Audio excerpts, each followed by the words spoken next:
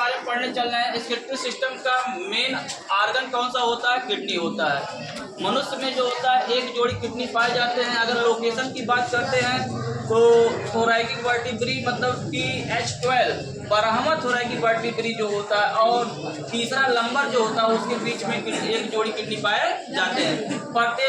दोनों किडनियां जो होता है वर्टिब्री के दोनों ओर पाए जाते हैं, मतलब पीछे की साइड में, ना कि आगे की साइड में पाए जाते हैं। मतलब कहाँ पर? एब्डामेन रीजन में पीछे की साइड में पाए जाते हैं। अगर हम लोग देखते हैं इनका आकार कैसा होता है किडनी का, तो बीच शेप होता है, मतलब सेम के बीच के आकार का होता है। अब किडनी की लंबाई जो होती है, प्रत्येक किडनी की लंबाई 10 से 12 सेंटीमीटर, चौड़ाई 5 से 7 सेंटीमीटर और मोटाई 2 से 3 सेंटीमीटर होता है। अगर एक किडनी की बात करते हैं तो इनका वेट जो होता है 150 से 200 ग्राम होता है। मतलब क्या औसतन देखते हैं तो 120 से 170 ग्राम होता है।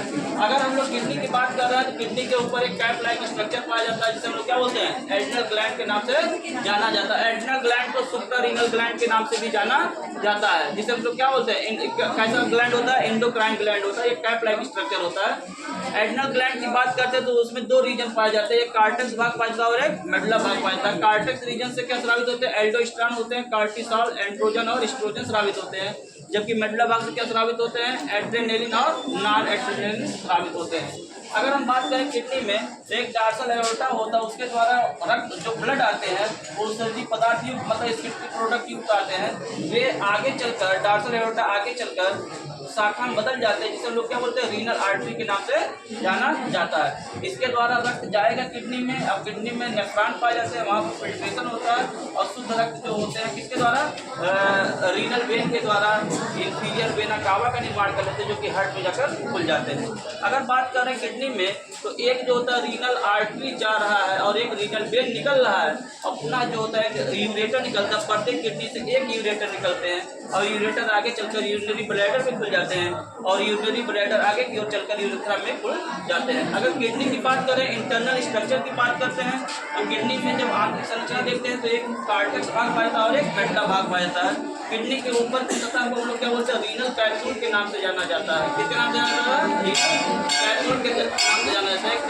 अंदर की ओर बात करते हैं तो एक कार्टेक्स भाग होता है और एक मेडुला भाग होता है। मेडुला भाग में 15 से 20 पिरामिड लाइक स्ट्रक्चर पाए जाते हैं, जिसे क्या बोलते हैं? मेडुलरी पिरामिड कहते हैं। और प्रत्येक पिरामिड में लगभग 1 लाख नेफ्रॉन पाए जाते हैं।